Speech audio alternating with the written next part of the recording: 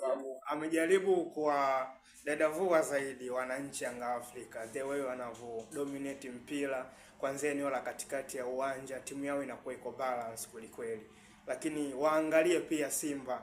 Mimi namuelewa zaidi kauli ambayo ameenda kuzungumza Alikamwe. Ameongea kimpira kabisa.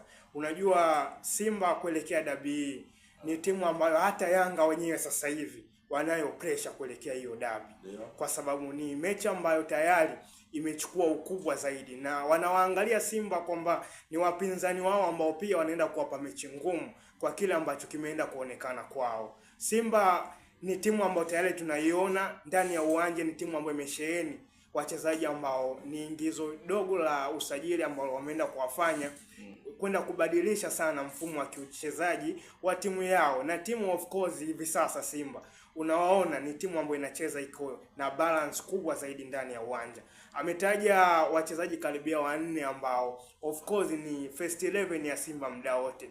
Nafikiri game approach ya game kama hii ya dabi ya Kariakoo ni game ambayo ina approach yenye sura mpya kabisa ya kiuchezaji. Nafikiri hata Steven Becker hivi sasa kuendea huu mchezo, sura ya kiuchezaji ya timu, kila mchezaji ataenda kumwambia hii ni dabi ya Kariakoo, unapaswa kwenda kucheza kwa namna hii na kwa namna hii.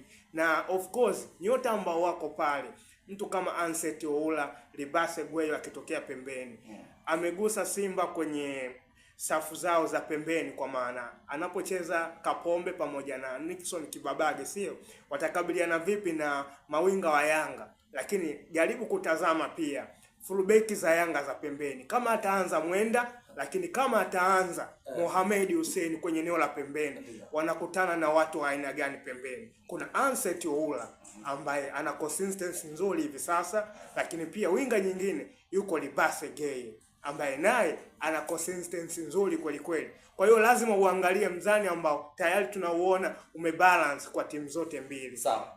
Asilimia